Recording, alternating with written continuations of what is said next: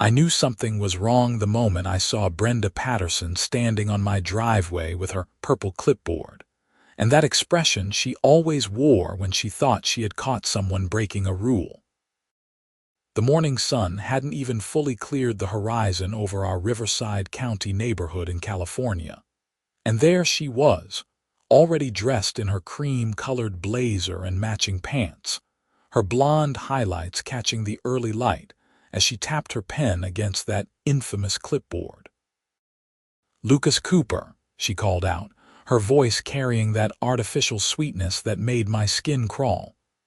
"I need to have a word with you about your shed project." I was halfway out my front door, coffee mug in hand, still groggy from having stayed up late reviewing the construction plans I had spent months preparing. The shed I had been planning to build was going to be perfect for my woodworking hobby, something I had been dreaming about since my wife Sarah passed away 3 years ago. Having a dedicated space to create things with my hands had become more than just a hobby. It had become my therapy. "Good morning, Brenda," I replied, forcing politeness into my tone. "What seems to be the problem?" She walked closer, her heels clicking on the concrete in that deliberate way she had, like every step was calculated to intimidate. Brenda had been the president of the Meadowbrook Estates Homeowners Association for 6 years, and in that time, she had made it her personal mission to control every single aspect of our lives in this subdivision.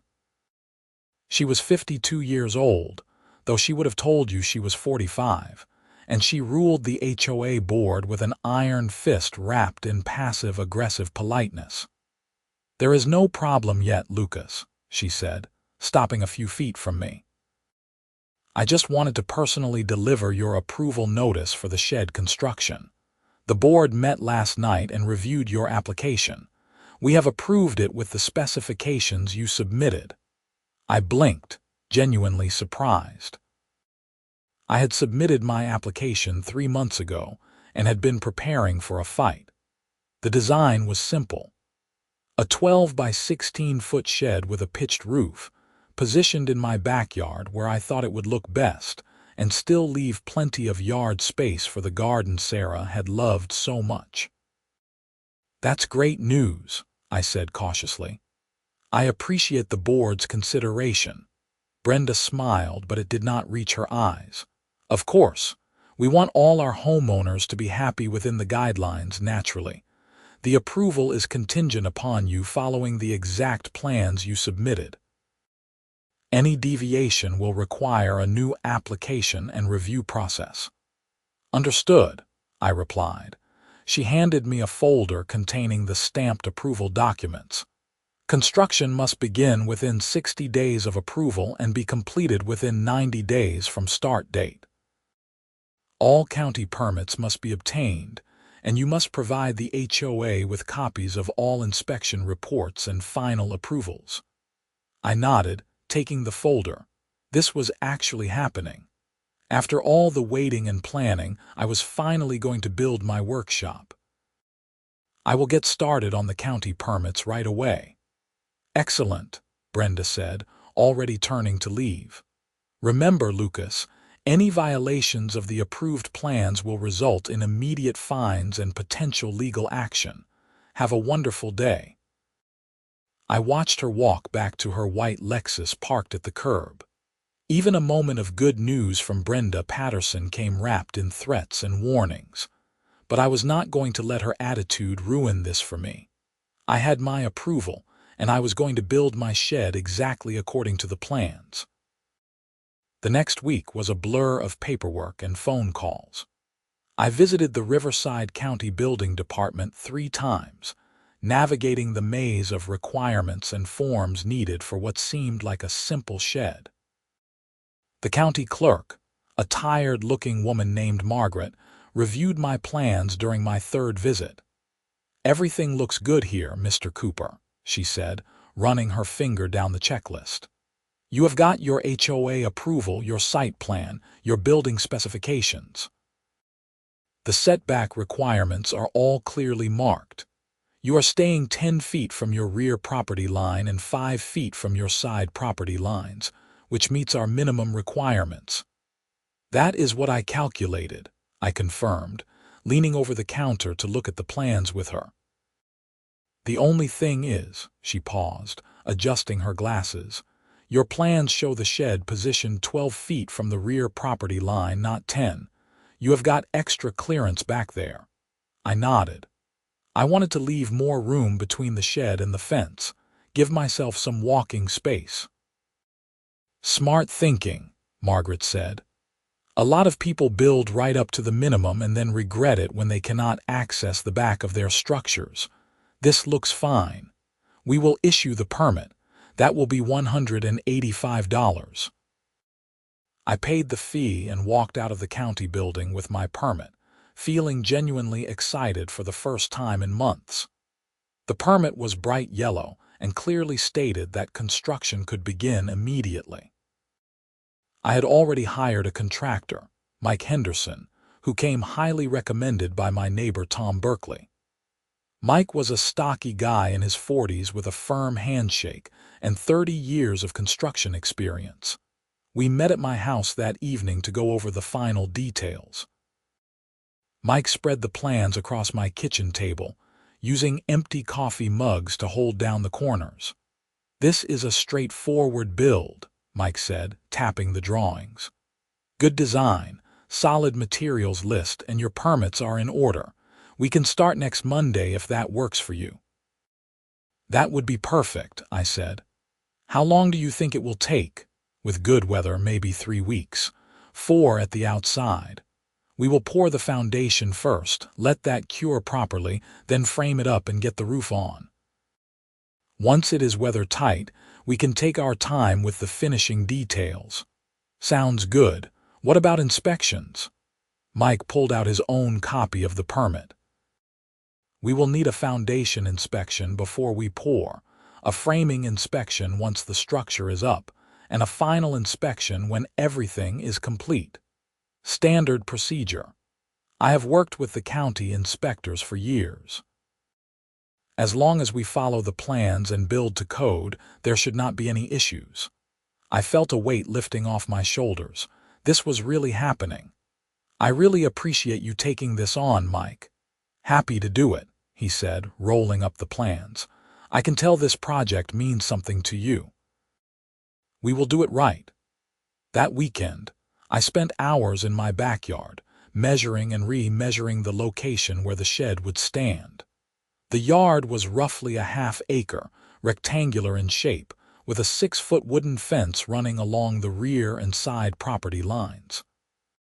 The previous owners had planted 3 oak trees near the back fence, and Sarah had created beautiful flower beds that I still maintained, though not as expertly as she had. I had chosen a spot in the back right corner of the yard, where the shed would be visible from the house, but not dominate the landscape. According to my measurements and the survey I had ordered, the location put the shed 12 feet from the rear property line and 8 feet from the side property line on the right. Well within county requirements and matching the approved plans exactly. Monday morning arrived with clear skies and comfortable spring weather.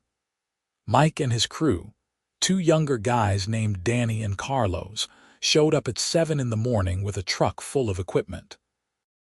They spent the first day marking out the foundation, digging post holes, and setting up the forms for the concrete slab. Mike was meticulous, constantly checking measurements and levels.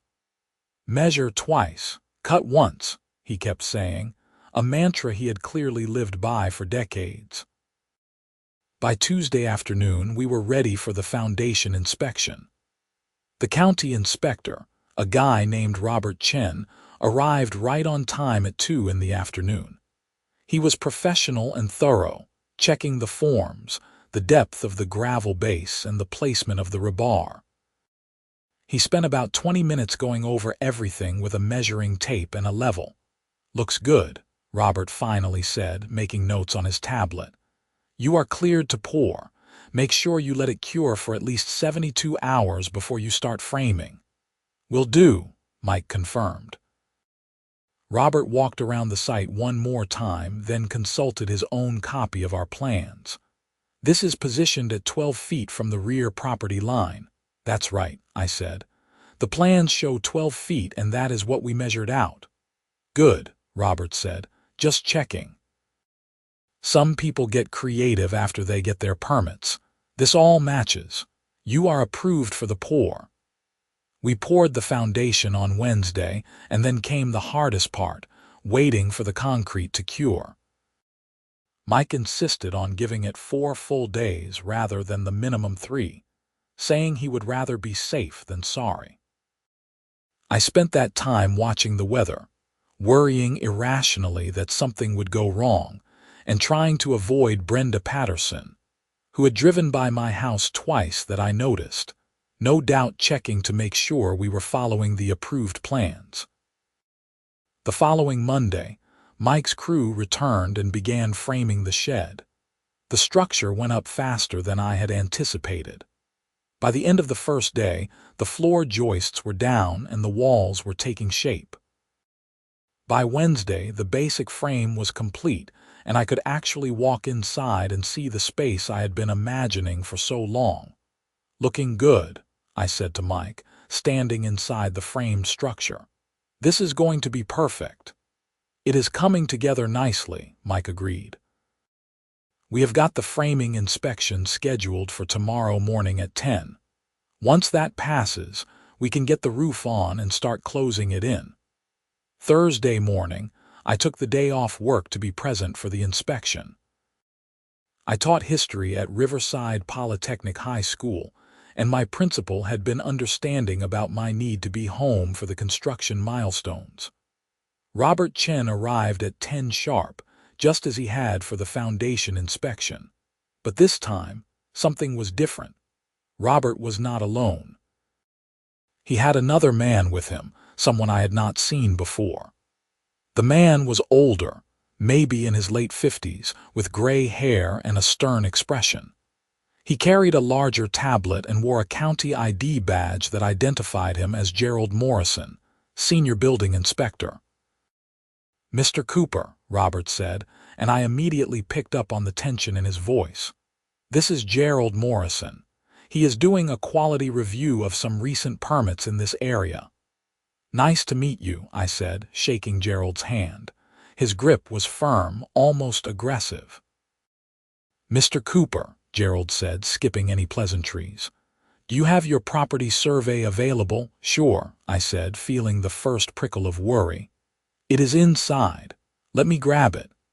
I hurried into the house and retrieved the survey from my file cabinet, along with all my other documents. When I returned, Gerald and Robert were standing at the back corner of the shed frame, both looking at their tablets and then at the fence line. "Here is the survey," I said, handing it to Gerald. He took it without thanking me and walked to the rear fence, measuring the distance with a laser measuring device. His frown deepened. He measured again. Then he pulled out the building plans and studied them. "Mr. Cooper," Gerald said, his voice carrying a weight that made my stomach drop. "How far from the rear property line did you believe you were building this structure?" 12 feet, I said immediately. "That is what the plans show, and that is what we measured." Gerald shook his head slowly. "This structure is currently 8 feet from the rear property line, not 12. The world seemed to tilt. "That is not possible. We measured multiple times. The plans clearly show 12 feet. "The plans show 12 feet, Gerald agreed, "but the structure is not positioned at 12 feet. I have measured 3 times with calibrated equipment. This shed is 8 feet from your rear property line." Mike had joined us, his face pale. "I measured this myself. I triple-checked against the survey markers." Gerald turned to him. "Did you verify the fence line against the actual property line?" Mike opened his mouth, then closed it. The realization hit both of us at the same moment. The fence. We had been measuring from the fence, assuming it was on the property line. But fences were not always exactly on property lines. Sometimes they were a few feet inside the property to avoid boundary disputes. Gerald pulled up something on his tablet and showed it to us. It was a county GIS map showing property boundaries. Your rear property line is actually 4 feet in front of your fence. The previous owner built the fence 4 feet inside the property line to avoid any boundary issues with the property behind you. You have been measuring from the fence, not from the actual property line. My heart sank into my stomach. So the shed is 8 feet from the property line instead of 12. Exactly, Gerald said. And Riverside County requires a minimum 10-foot setback from rear property lines for accessory structures. You are 2 feet inside the setback. This is a violation. But the plans showed 12 feet, I protested. The HOA approved it. Your office issued the permit. The plans show a structure 12 feet from the property line, Gerald said. They do not show a structure 12 feet from your fence. The site plan you submitted did not clearly indicate the fence position versus the property line. That is an error in your plans. And yes, we issued a permit based on those plans, but that does not override the setback requirements. The actual construction must comply with county code, regardless of what the plans showed. Robert looked genuinely sympathetic. I should have caught this on the foundation inspection. That is my fault, but now that it has been identified, we have to address it. Gerald pulled out a bright red tag from his bag. It was about the size of a sheet of paper, with bold black letters that read, "Stop work order." I am issuing a stop work order on this project, Gerald said, affixing the tag to one of the frame posts. All construction must cease immediately. You have 3 options. 1. You can demolish what has been built and relocate the structure to comply with setback requirements. 2. You can apply for a variance from the county to allow the structure to remain in its current location, though I will tell you those are rarely granted for setback violations. 3. You can abandon the project entirely and restore the property to its original condition. I felt like I had been punched in the gut. This is insane. We followed the plans exactly, the plans that were approved by both the HOA and the county. The plans were approved, Gerald said, his tone unyielding. The construction does not comply with code. That is the reality you are facing. I am sorry, but those are your options. Mike put a hand on my shoulder. Lucas, we will figure this out. But I was barely listening. All I could think about was the time, the money, the effort, and the dreams I had poured into this project. And now it was red-tagged, illegal, a violation. How long do I have to decide?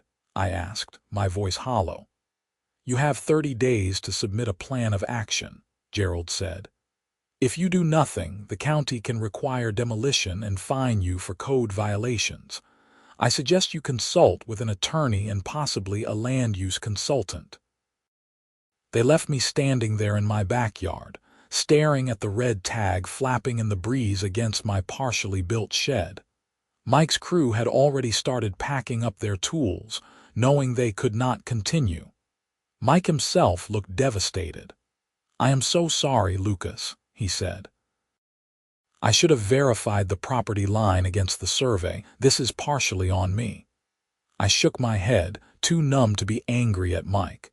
You measured where the plans showed. This is not your fault.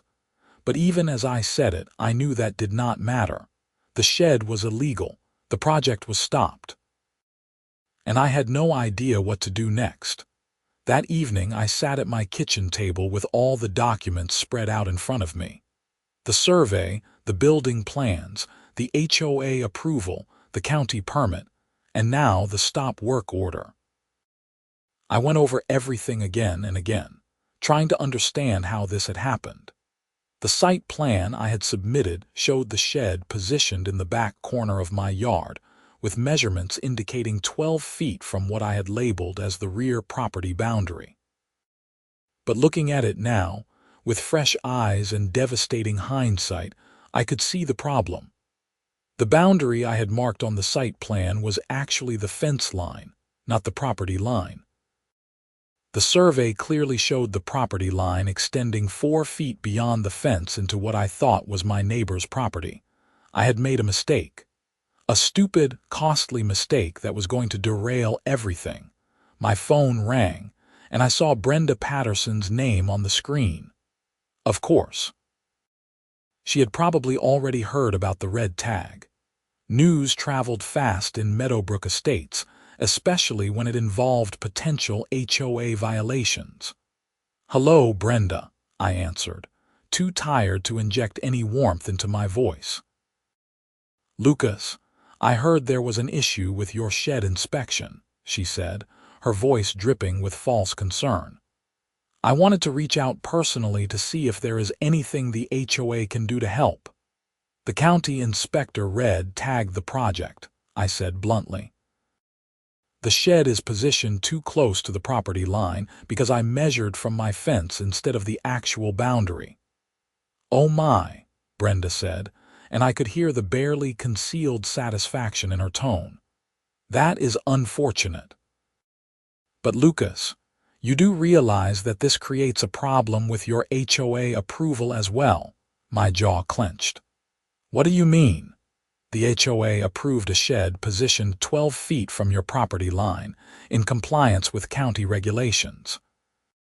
"If your shed is not in compliance with county regulations, then it is not in compliance with the plans we approved. That makes it an HOA violation as well." "Brenda, I made an honest mistake in the measurements. The HOA approved the plans showing the shed in this exact location." "No, Lucas. The HOA approved plans showing a compliant structure. What you have built is not compliant. I am afraid the board will have to review this situation. There may be fines involved." Something inside me snapped. "Fines? Are you serious? The HOA approved these exact plans." "You knew where the shed was going to be positioned." "We approved a compliant structure," Brenda repeated, her voice turning icy. "What you have is not compliant. The board will be discussing this at our meeting next week. You are welcome to attend and present your case. Good evening, Lucas." She hung up before I could respond. I stared at my phone, anger and frustration boiling over. This was unbelievable. The HOA had approved the plans, and now they were going to penalize me for building exactly what they had approved. I needed help. I needed someone who understood property law and county regulations. The next morning, I called a law office that had been recommended to me by Tom Berkeley. The attorney, a woman named Jennifer Newman, agreed to meet with me that afternoon. Jennifer's office was in downtown Riverside, in a renovated building that still had some original architectural details from the 1920s. She was in her early 40s, professional but approachable, with dark hair pulled back in a neat bun and sharp brown eyes that seemed to assess everything. I spread all my documents across her conference table and explained the entire situation. The HOA approval, the county permit, the measurement error, the red tag, and now Brenda's threats about HOA violations and fines. Jennifer listened carefully, taking notes and occasionally asking clarifying questions. When I finished, she spent several minutes reviewing the documents in silence. "This is a complicated situation," she finally said, "but there are several important points to consider. First, regarding the county violation.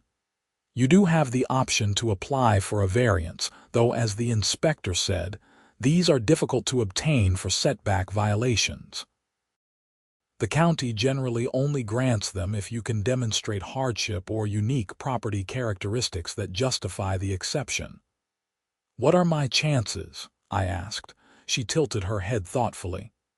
"Honestly, maybe 25%. The county takes setback requirements seriously. They exist for fire safety, property access, and neighbor relations, but it is worth trying. The worst they can say is no.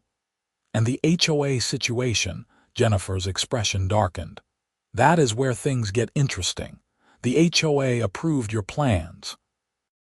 Those plans showed the shed in this specific location in your yard. The fact that the location turns out to violate county setbacks does not change the fact that they approved this specific placement. Brenda is saying they approved a compliant structure, not this specific location. That is nonsense, and legally it does not hold water, Jennifer said firmly. The approval was for a structure in a specific location, which was clearly shown on your site plan. They cannot retroactively claim they only approved a compliant structure. If they wanted to ensure compliance, they should have verified the setbacks themselves or required you to provide more detailed boundary information. So they cannot fine me. They can try, Jennifer said. But if they do, we can fight it. In fact, I think we have a stronger argument than that. The HOA's approval arguably gives you a reliance interest. You relied on their approval in good faith and spent significant money on the project.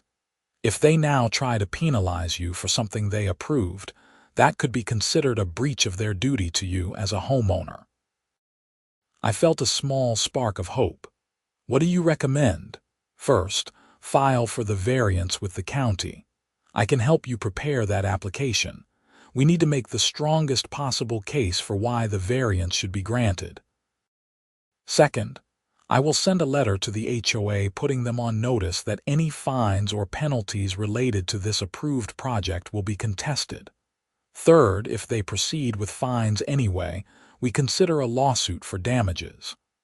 A lawsuit against the HOA, Jennifer nodded, if it comes to that. But hopefully, it will not. Sometimes a strongly worded letter from an attorney is enough to make people reconsider their positions. I hired Jennifer on the spot. She drafted the variance application that afternoon, and I submitted it to the county the next day. The application fee was another $500, money I could barely afford after paying for the construction that had already been done. The variance application required me to state the reasons why the variance should be granted.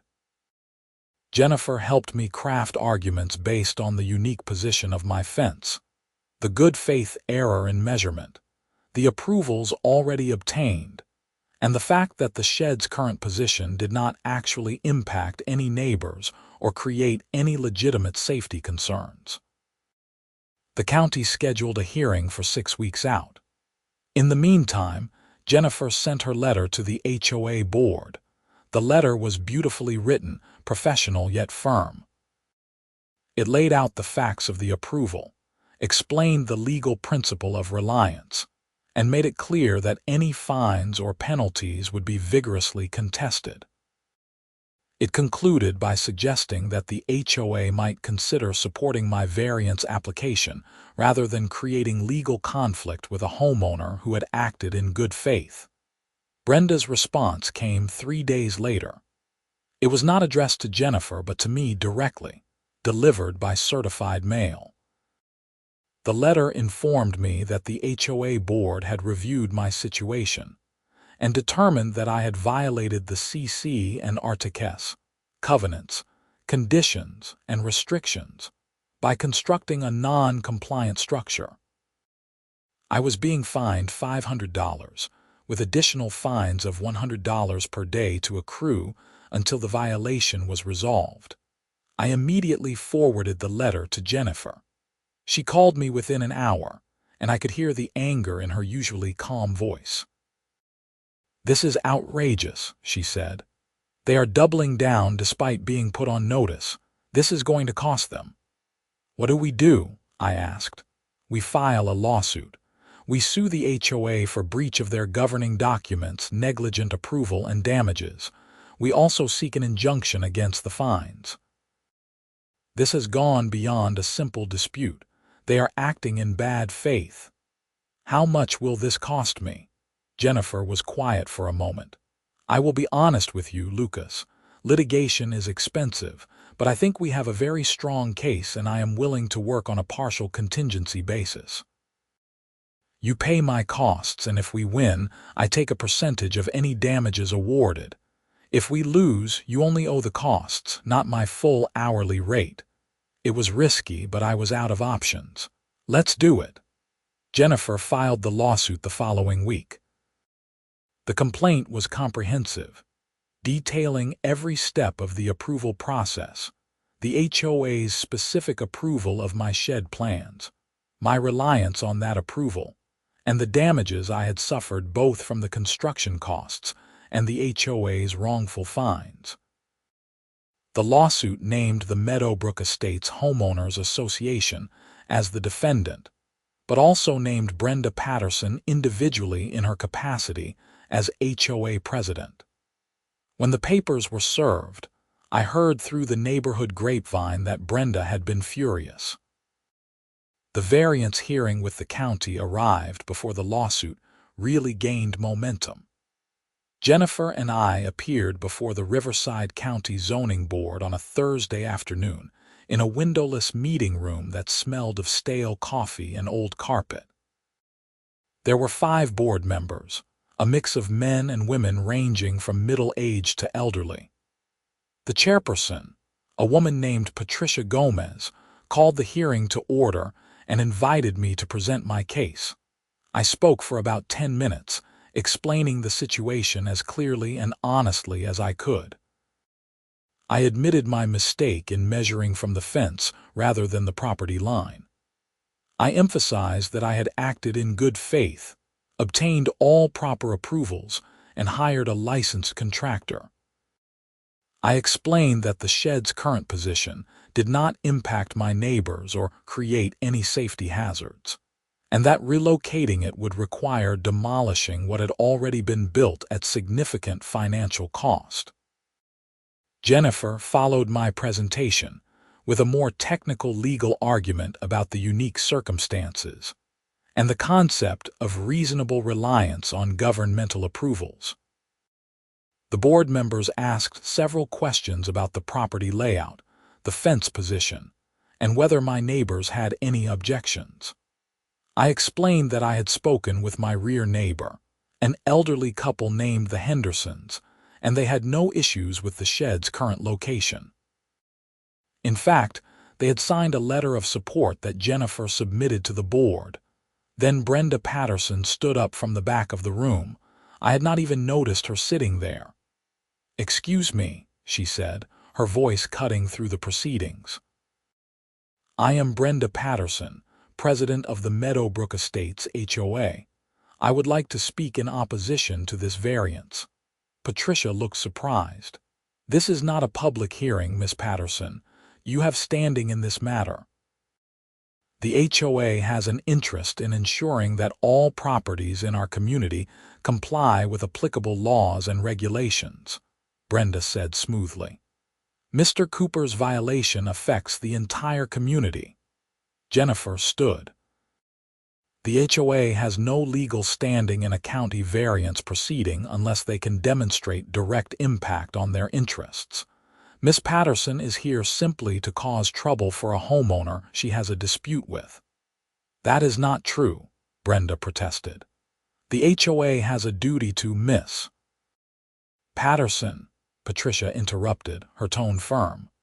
"Unless you own property directly adjacent to Mr. Cooper's lot or can demonstrate specific harm to your interests, you do not have standing to participate in this hearing. Please take your seat or leave the room." Brenda's face flushed red. For a moment, I thought she might actually explode, but she managed to control herself, turned on her heel and walked out of the room, her heels clicking sharply against the linoleum floor. The board members conferred quietly among themselves for several minutes. Then, Patricia spoke. "Mr. Cooper, the board appreciates your honesty about the measurement error. However, setback requirements exist for important reasons. We are sympathetic to your situation, but we cannot simply disregard county regulations because of a mistake, even an honest one." My heart sank. This was a rejection. but Patricia continued. That said, we note that the variance you are seeking is relatively minor, 2 feet. We also note that your rear neighbors have no objection and that the current position does not appear to create any legitimate safety or access concerns. After reviewing all the evidence, the board has decided to grant your variance request with conditions. I could barely believe what I was hearing. Granted. Yes, Patricia said. The variance is granted, allowing the shed to be positioned 8 feet from the rear property line instead of the required 10 feet. The conditions are: first, you must obtain written confirmation from your rear neighbors acknowledging the reduced setback. Second, you must provide the county with an updated survey clearly showing the shed's actual position. And third, you must complete construction within 60 days and obtain all required final inspections. Relief washed over me like a wave. Thank you so much. I can meet all those conditions. The variance will be formally issued within 10 business days, Patricia said. At that point, you may resume construction. I thanked the board again and walked out of the building with Jennifer, feeling like I could finally breathe again. That went better than I expected, Jennifer said, smiling. Especially after Brenda's little performance. You think she will back down now? I asked.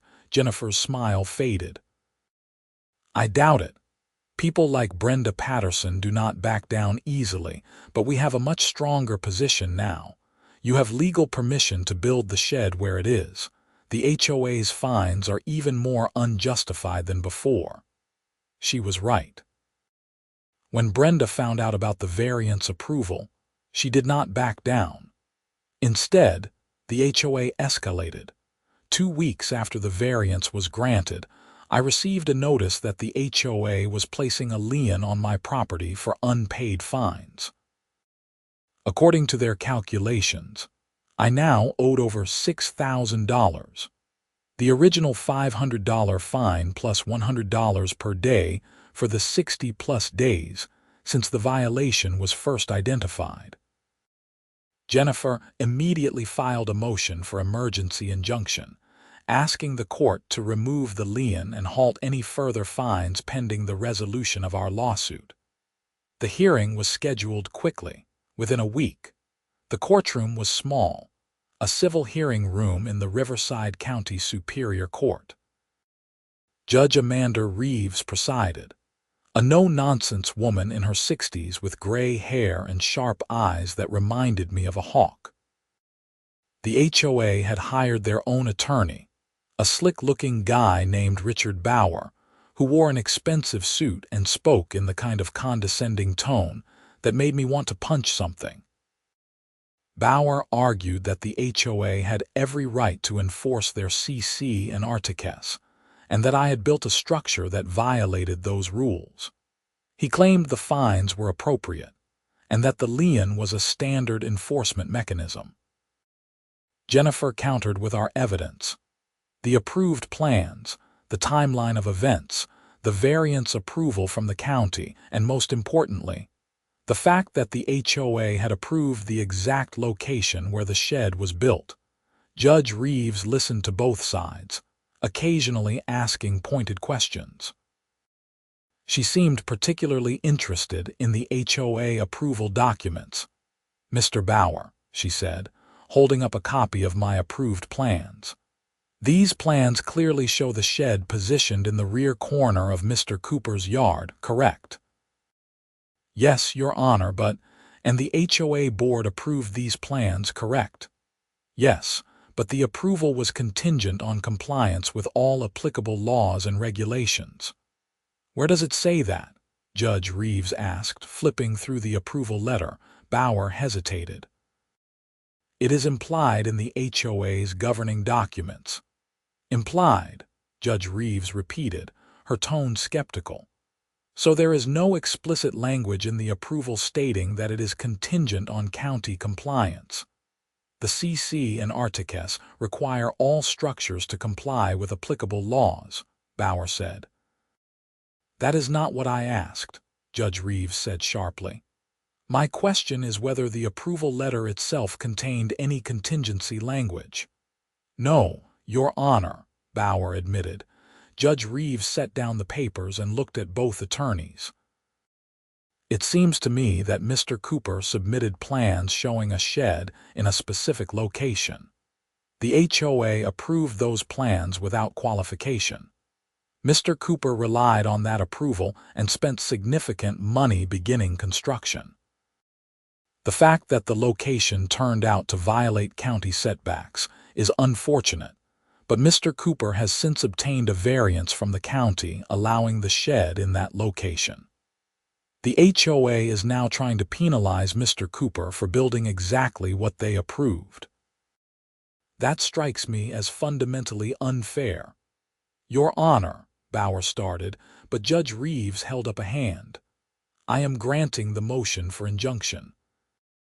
The lien is removed immediately, and the HOA is enjoined from imposing any further fines related to this shed, pending the outcome of the underlying lawsuit. Furthermore, I am ordering the HOA to refund any fines already collected from Mr. Cooper. This hearing is adjourned. The gavel came down with a sharp crack. I felt like I could have floated out of the courtroom. That was incredible, I said to Jennifer as we walked out. Judge Reeves is a good judge, Jennifer said. She sees through nonsense, but this is not over. The lawsuit is still pending, and the HOA will likely fight it all the way. But Jennifer was wrong about one thing. The HOA did not fight all the way. 3 weeks after the injunction hearing, their attorney contacted Jennifer to discuss settlement. The HOA was willing to drop all fines, acknowledge that my shed was approved and legal, and pay $15,000 to cover my legal fees and construction costs. In exchange, I would dismiss the lawsuit and sign a release agreeing not to pursue any further claims against the HOA or its board members. Jennifer advised me that it was a good settlement. We could probably win more at trial, but trials are expensive and unpredictable. This gives you everything you need to finish your shed and compensates you for what you have been through. I thought about it for a day. Part of me wanted to see Brenda Patterson held fully accountable, but another part of me just wanted to finish my shed and move on with my life. I accepted the settlement. The agreement was finalized in early autumn. The HOA paid the settlement amount and I signed the release. Mike Henderson and his crew returned to my backyard to complete the construction, and within 3 weeks, the shed was finished. It was perfect. The workspace I had dreamed about for years was finally real. I set up my woodworking tools, organized my materials, and spent my first evening in the completed shed just standing there, breathing in the smell of fresh wood and feeling a sense of peace I had not felt since Sarah died. But the story was not quite over. 2 months after the settlement, I ran into Tom Berkeley while checking my mail. Tom had been following the whole saga with interest. "Did you hear about Brenda?" he asked, a grin spreading across his face. "What about her?" I asked warily. "She is out." The HOA board voted her out as president last week. Apparently, word got around about the settlement and how much HOA money she cost everyone with her vendetta against you. A bunch of homeowners got together and demanded a special election. Brenda lost badly. I felt a surge of satisfaction. "Who is the new president?" "Sarah Kim, you know her. Lives over on Maple Drive. She is actually reasonable, already talking about reforming the approval process and being more cooperative with homeowners." "That is good news," I said, and I meant it. Over the following months, I spent countless hours in my shed, working on woodworking projects and finding the peace and purpose I had been searching for.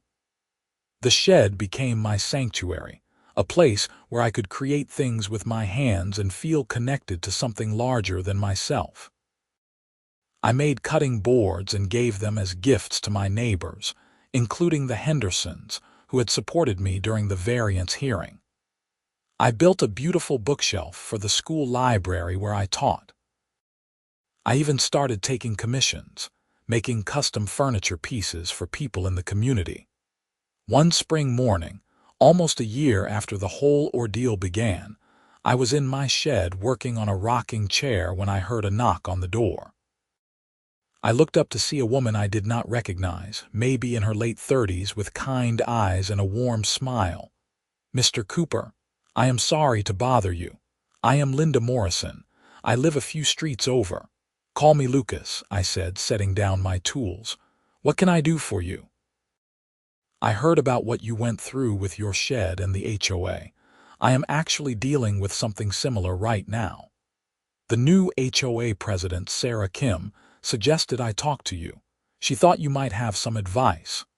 I invited Linda in and listened to her story. She wanted to build a deck, and the HOA was giving her trouble about the design. Her situation was different from mine, but the underlying issue was the same. An HOA that was more interested in control than in helping homeowners improve their properties. I spent an hour with Linda, sharing what I had learned about documentation, about getting everything in writing, about not being afraid to stand up for yourself when you were in the right. I gave her Jennifer Newman's contact information and told her not to be intimidated by threats and fines. "Thank you so much," Linda said as she left. "This really helps. I was feeling so overwhelmed." "I know the feeling," I said. "Just remember, you have rights. Do not let anyone bully you into giving them up." After Linda left, I stood in my shed and looked around at everything I had built and created in this space. The journey to get here had been difficult, frustrating, and expensive. But it had also taught me important lessons about standing up for myself, about the importance of good legal help, and about the power of community. The shed stood exactly where I had planned it, 8 feet from my rear property line, fully legal and properly approved. It was 2 feet inside what the original setback required, but with the variance, it was completely legitimate. The red tag that had once threatened to destroy my dream was long gone, replaced by a final inspection approval and a certificate of occupancy. I learned later, through the neighborhood grapevine, that Brenda Patterson had moved out of Meadowbrook Estates entirely. Apparently, after losing her position as HOA president and being blamed for the costly settlement, she had become something of a pariah in the community. She sold her house and moved to a different subdivision in a different town. I could not say I felt bad about that. Brenda had made my life miserable for months, all because she could not stand the idea of a homeowner doing something she had not personally controlled. Her departure felt like a final chapter closing on a difficult experience. The new HOA board, under Sarah Kim's leadership, was genuinely different. They streamlined the approval process, making it easier for homeowners to get clear answers about what was and was not allowed. They also implemented a new policy requiring the HOA to verify county compliance before approving any major construction projects, which should have prevented situations like mine from happening in the first place. Sarah even came by my house a few months after taking office to personally apologize for how I had been treated. "What happened to you was wrong," she said simply. "The HOA should have been helping you, not fighting you. I just wanted you to know that we are trying to do better." I appreciated that. It did not erase what I had been through, but it gave me hope that the community could actually function the way it was supposed to. Neighbors helping neighbors, not bureaucrats on power trips making life difficult for everyone. My woodworking hobby continued to grow. Word spread about the quality of my work, and I started getting more commissions than I could easily handle while still teaching full-time. It was a good problem to have. I was making things that people valued, using skills I had developed in the shed that had caused so much trouble. One evening, almost 18 months after the whole ordeal began, I was putting the finishing touches on a dining table I had built for a client when I realized something. Throughout the battle with the HOA, the stress of the red tag, the legal fights and uncertainty, I had stayed focused on what mattered, creating this space where I could work with my hands and build things. The obstacles had been real and significant, but they had not stopped me. Sarah would have been proud. She always told me I was too passive, too willing to let people push me around. Maybe dealing with Brenda Patterson and the HOA had finally taught me how to stand my ground. I thought about the whole journey as I applied the final coat of finish to the table. The initial excitement of getting HOA approval, the careful planning and measuring for the shed, the shock of the red tag and realizing my measurement error, the despair of thinking my project was dead, the frustration of dealing with Brenda's vindictive fines, the relief of getting the variance approved, the satisfaction of seeing Judge Reeves put the HOA in their place, and finally, the joy of completing the shed and using it exactly as I had envisioned. It had been a roller coaster, but I had come through it stronger and more confident. I had learned that sometimes you have to fight for what is right, even when it is expensive and difficult.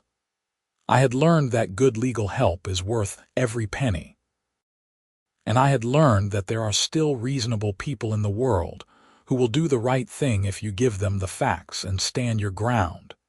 The shed, built 2 feet inside the county setback but fully legal thanks to the variance, stood as a testament to all of that. Every time I walked into it, I felt a sense of pride not just in the structure itself, but in what I had gone through to make it real. I finished the dining table and called the client to let her know it was ready. Then I cleaned up my workspace, turned off the lights, and locked up the shed for the night. Walking back to my house under the stars, I felt a deep sense of contentment. The battle was over. The shed was built, and I had won. Jennifer Newman and I stayed in touch after the settlement. She told me that the case had become something of a teaching example in her practice, illustrating how HOAs can overreach and how homeowners can successfully fight back when they are in the right. She had represented 2 other homeowners in disputes with different HOAs, using strategies similar to what we had employed in my case. "You started something," she told me during one of our occasional coffee meetings.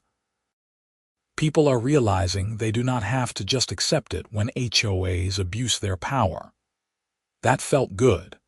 If my nightmare experience could help other people avoid similar problems or give them the courage to fight back, then maybe it had been worth it. I also maintained a good relationship with Mike Henderson, my contractor. Mike felt terrible about the measurement error, even though I never blamed him for it. To make it up to me, he did all the finishing work on the shed at cost, saving me several $1,000s. We ended up becoming friends, and he occasionally stopped by to see what projects I was working on. "This place turned out great," he said during one visit, looking around the completed shed. "Despite everything, it was worth it." "It really was," I agreed. The Hendersons, my rear neighbors who had supported my variance application, became good friends as well. Frank and Dorothy Henderson were in their 70s, retired school teachers who had lived in Meadowbrook Estates for over 20 years. They had their own stories about Brenda Patterson's HOA reign of terror. "She fined us once for having the wrong shade of white on our mailbox," Dorothy told me, shaking her head. "The wrong shade of white. Can you imagine?" "I can absolutely imagine," I said. We laughed about it, but there was real bitterness underneath. Brenda had made a lot of people miserable over the years, all in the name of maintaining community standards. Her departure had been celebrated by more homeowners than just me. As time passed, the entire experience began to feel like a strange dream.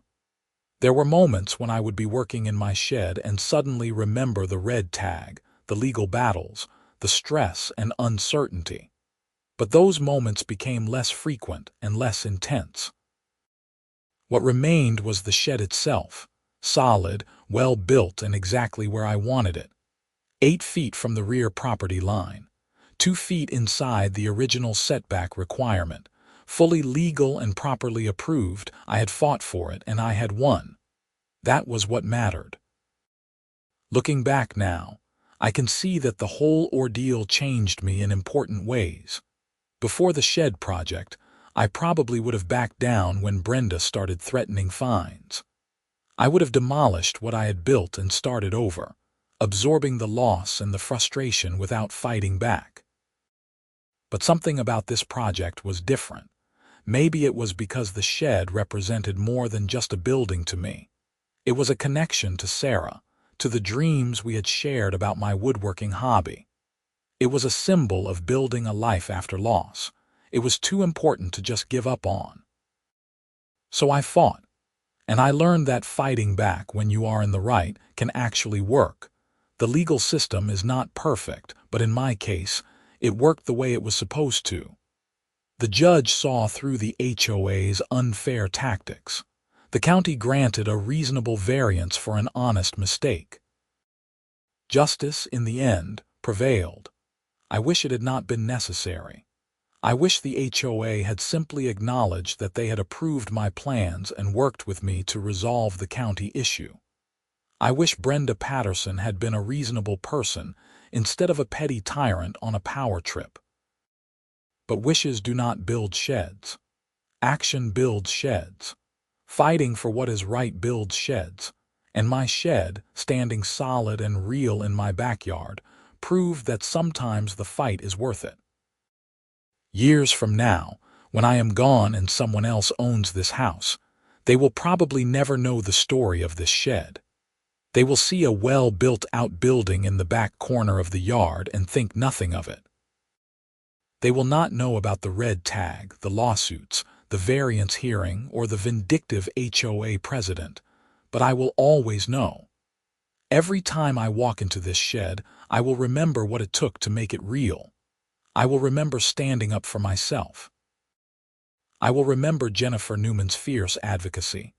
I will remember Judge Reeves' no-nonsense justice.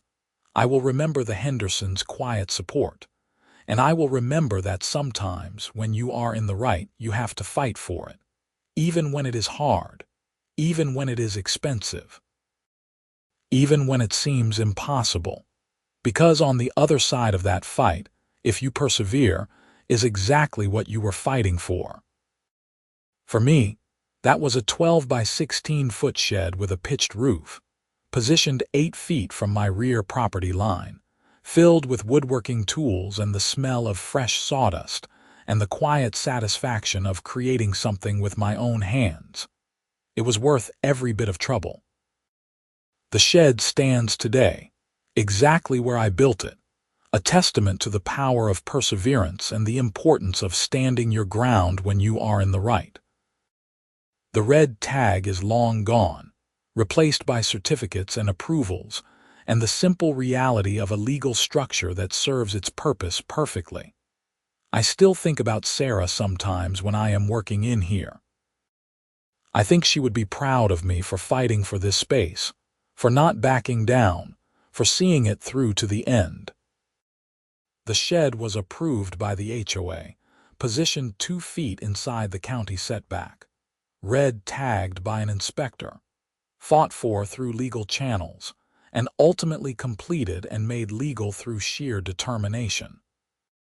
And every day I use it, I am reminded that sometimes the hardest fights lead to the most meaningful victories.